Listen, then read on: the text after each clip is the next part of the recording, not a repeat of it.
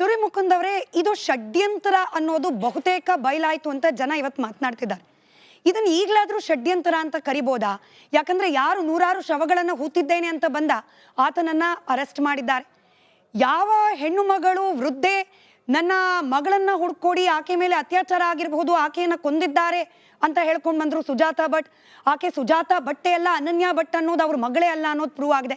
So ಇದೊಂದು ಷಡ್ಯಂತರ, ಧಾರ್ಮಿಕ ಶ್ರದ್ಧಾ ಕೇಂದ್ರದ ವಿರುದ್ಧದ ಷಡ್ಯಂತ್ರ ಕರಿಬಹುದಲ್ವಾ? ಹೀಗೆ ಕಾನೂನಾತ್ಮಕವಾಗಿ ನಾನು ಮಾತಾಡೋದಾದ್ರೆ ಮೇಲ್ನೋಟಕ್ಕೆ ನಿಮಗೆ ಅನ್ನಿಸ್ಬೋದು ಅದೊಂದು ಷಡ್ಯಂತ್ರ ಅಂತ. ಆಮೇಲೆ ಈ ರೀತಿಯಾದಂಥ ಪ್ರಕರಣಗಳಲ್ಲಿ ಅನೇಕ ಬಾರಿ ಕೆಲವು ಷಡ್ಯಂತ್ರಗಳು ಇರ್ತವೆ, ಇಲ್ಲ ಅಂತೇಳಿ ಸಾರಾ ಸಗಟಾಗಿ ಏನು ತಳ್ಳಾಕುವಂಥದ್ದೇನಲ್ಲ. ಬಟ್ ಆದರೆ ಈಗ ನೀವು ನೋಡುವಂಥದ್ದಾದರೆ ಯಾರು ಆ ದೂರನ್ನು ಹೇಳ್ತಾ ಇದ್ದ ಆ ವ್ಯಕ್ತಿ, ಆತನನ್ನು ಇವತ್ತು SIT ಅವರು ಬಂಧಿಸಿದ್ದಾರೆ. ಸೊ ಆತನ ಬಂಧನಕ್ಕೆ ಕಾರಣ ಏನಿರ್ಬೋದು ಗೊತ್ತಿಲ್ಲ.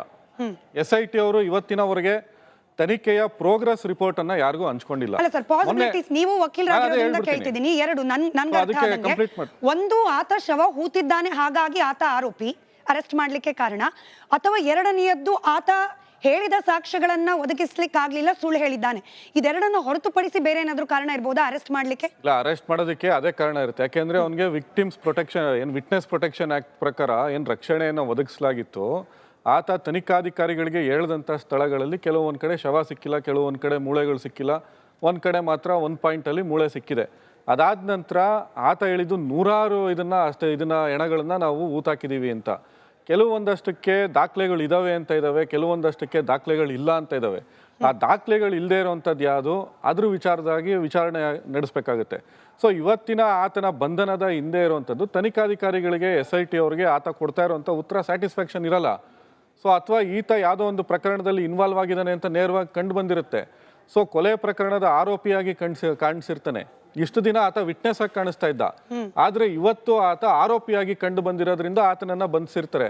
ಆತನ ಬಂಧನಕ್ಕೆ ಕಾರಣ ಏನು ಅಂತ ರಿಮ್ಯಾಂಡ್ ಅರ್ಜಿನಲ್ಲಿ ಹೇಳಿರ್ತಾರೆ, ಇಂತಿಂಥ ಕಾರಣಕ್ಕೋಸ್ಕರ ಈತನನ್ನ ನಾವು ವಶಕ್ಕೆ ಪಡಿತಾ ಇದೀವಿ, ಈತನನ್ನ ಮರು ವಿಚಾರಣೆ ಮಾಡಬೇಕಾಗಿರುತ್ತೆ, ಕಸ್ಟೋಡಿಯಲ್ ಇಂಟ್ರಾಗೇಷನ್ ಬೇಕಾಗುತ್ತೆ ಅಂತ. ಸೊ ಈ ಎಲ್ಲಾ ವಿಚಾರಗಳು ಏನಂದ್ರೆ ಹೊರಗಡೆ ಬಂದ ಮೇಲೆ ಮಾತ್ರ ನಾವು ಮಾತಾಡಕ್ಕಾಗುತ್ತೆ.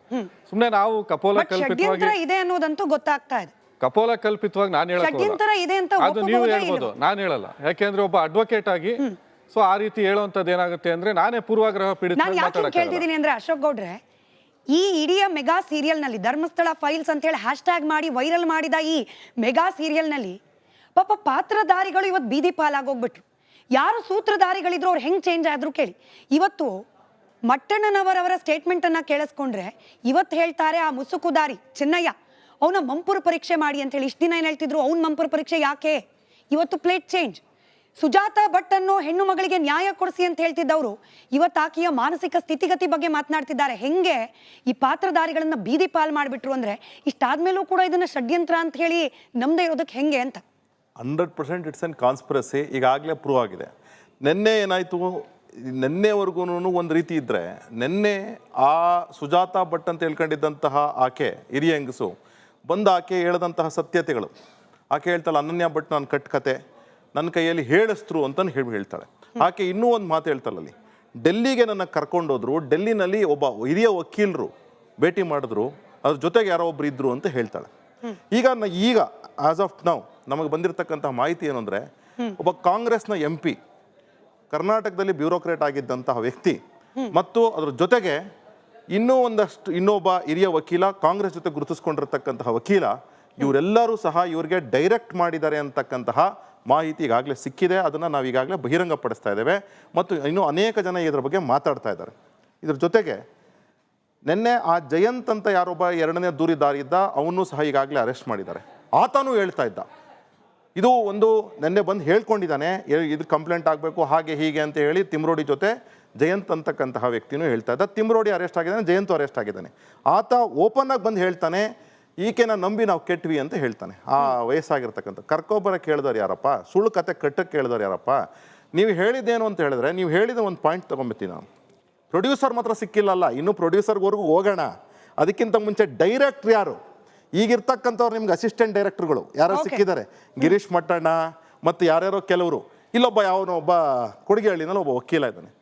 ಯಾರೇ ಮಾತಾಡಲಿ ನಿನಗೇನೋ ಗೊತ್ತು ಅಂತ ಬಾಯಿಗೆ ಬಂದಂಗೆಲ್ಲ ಅವೇಚ್ಛವಾಗಿ ಬೈತಿದ್ದ. ಈಗಾಗಲೇ ಆತನೂ ಅರೆಸ್ಟ್ ಆಗಿದ್ದಾನೆ.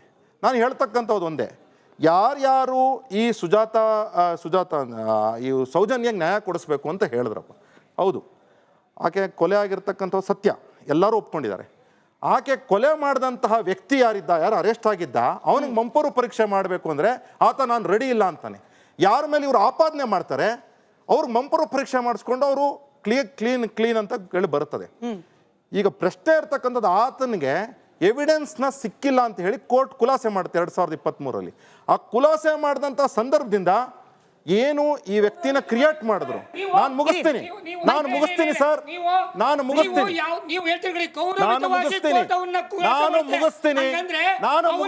ಯಾವುದೇ ತರವಾದ ತಪ್ಪಾಗಿಲ್ಲ ಅಂತ. ಒಂದ್ ನಿಮಿಷ, ನಿಮಗೆ ಕೋರ್ಟ್ ಆರ್ಡರ್ ನೀವು ನೋಡಿಲ್ಲ ಅಂದ್ರೆ ಸ್ವಾಮಿ, ತಾವು ಕೋರ್ಟ್ ಆರ್ಡರ್ ನೋಡಿಲ್ಲ ಅಂದ್ರೆ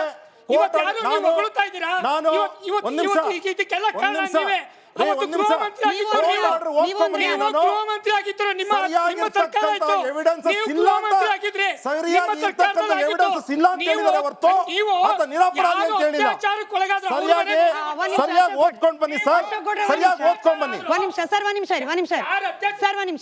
ನೀವೇನಂದ್ರೆ ಗೌರವಯುತವಾಗಿ ಖುಲಾಸೆಗಳು ಅಂದ್ರೆ ನಿರಪರಾಧಿ ಅಂತ ಹೇಳ್ತಾ ಕೋರ್ಟ್ ನಿರಪರಾಧಿ ಅಂತ ಹೇಳ್ತಾ ಗೌರವಿತವಾಗಿ ಇವರನ್ನ ನಿರಪರಾಧಿ ಅಂತ ಹೇಳ್ತಾ ಇವರ ಬಗ್ಗೆ ಯಾವುದೇ ತರವಾದ ಒಂದ್ ನಿಮಿಷ ಸರ್, ನಾನು ಕೇಳ್ತಿರೋ ಪ್ರಶ್ನೆ ಸಿಂಪಲ್ ಇದೆ. ಕೋರ್ಟು ಸಂತೋಷ್ ರಾವ್ ನಿರಪರಾಧಿ ಅಂತ ಹೇಳ್ತಾ ಸಾಕ್ಷ್ಯಾಧಾರಗಳು ಇಲ್ಲ ಅಂತ ಹೇಳ್ತಾ, ಸಾಕ್ಷ್ಯಾಧಾರಗಳು ಇಲ್ಲದ್ರಿಂದ ಇವ್ರನ್ನ ಗೌರವಿತವಾಗಿ ಇವರನ್ನ ನಾವು ನಿರಪರಾಧಿ ಅಂತ ಹೇಳಿಲ್ಲ. ನಿರಪರಾಧಿ ಅಂತ ಹೆಂಗ್ ಮಾತಾಡಕ್ಕಾಗುತ್ತೆ? ಸಾಕ್ಷ್ಯಾಧಾರಗಳು ಯಾವುದೇ ಸಾಕ್ಷ್ಯಾಧಾರಗಳಿಲ್ಲದ್ರಿಂದ ಇವರನ್ನ ಗೌರವಿತವಾಗಿ ಇವರನ್ನ ಖುಲಾಸೆ ಮಾಡ್ತಾ ಇದೀವಿ ಅಂತ ಹೇಳ್ತಾರೆ. ಹೈಕೋರ್ಟ್ ಅಲ್ಲಿ ಏನ್ ಜಡ್ಜ್ಮೆಂಟ್ ಕೊಡ್ತು, ಮತ್ತೆ 2017ರಲ್ಲಿ ಟ್ರಯಲ್ ಕೋರ್ಟ್ ಅಲ್ಲಿ ಸೌಜನ್ಯ ಅವ್ರ ತಂದೆ ಒಂದು ಅರ್ಜಿ ಹಾಕ್ತಾರೆ. ಅರ್ಜಿನಲ್ಲಿ ಫರ್ದರ್ ಇನ್ವೆಸ್ಟಿಗೇಷನ್ ಕೇಳ್ತಾರೆ. ಯಾಕೆ ಅಂದ್ರೆ ಸಂತೋಷ್ ರಾವ್ಗೆ ಒಂದು ಕಾಯಿಲೆ ಇರುತ್ತೆ, ಕಾಯಿಲೆ ಇರುತ್ತೆ. ಆತನ ದೇಹವನ್ನ ಎಕ್ಸಾಮಿನ್ ಮಾಡಿದಂತ ಡಾಕ್ಟರ್ ಹೇಳ್ತಾರೆ ಆತನಿಗೆ ಮೈ ಮೇಲೆ ಏಟ್ ಬಿದ್ದಿರೋಂಥ ಗಾಯಗಳಿದಾವೆ ಹೊರತು ಈತ ಮಾನಭಂಗ ಮಾಡಿದಂಥ ಅಥವಾ ಅತ್ಯಾಚಾರ ಮಾಡಿದಂಥ ಗಾಯಗಳಾಗ್ಲಿ ಸೆಮೆನ್ಸ್ಗಳಾಗ್ಲಿ ಆತನ ಮೇಲೆ ಇಲ್ಲ, ಆತನಿಗೆ ಆ ಶಕ್ತಿ ಇಲ್ಲ ಅಂತಾನೆ ಹೇಳ್ತಾರೆ. ನಿಮ್ಮ ಪ್ರಕಾರ ಕೋರ್ಟ್ ನಿರಪರಾಧಿ ಅಂತ ಹೇಳಿದೆ, ಸಂತೋಷ್ ರಾವ್ ಅವರನ್ನ ನಿರಪರಾಧಿ ಅಂತ ಹೇಳಿದೆ. ಸೌಜನ್ಯ ಕೇಸ್ನ ಇಲ್ಲಿ ಡಯಾಗ್ನೋಸ್ ಮಾಡಕ್ ಕೊಟ್ಟಿಲ್ಲ. ಮೇಲೆ ಯಾರು ಕಾನ್ಸ್ಪಿರಸಿ ಮಾಡಿದ್ದಾರೆ ಸೌಜನ್ಯ ಕೇಸ್ ಒಂದು ಎಕ್ಸಾಂಪಲ್ ಆಗಿತ್ತು. ಅದ್ರ ಬಗ್ಗೆ ಚರ್ಚೆ ಆಗಿದೆ, ಸಾಕಷ್ಟು ಚರ್ಚೆ ಆಗಿದೆ. ಡೈವರ್ಟ್ ಮಾಡ್ತಕ್ಕಂಥ ಕೆಲಸ ಬೇಡ. ನೋಡಿ, ಒಂದು ನಿಮಿಷ, ಯಾರೋ ಕಾಂಗ್ರೆಸ್ ವಕೀಲರಿದ್ದಾರೆ, ನೀವು ಕಂಪ್ಲೇಂಟ್ ಕೊಟ್ಟಿದ್ದೀರಾ SIT ಗೆ? ಬರುತ್ತೆ ಸ್ವಾಮಿ,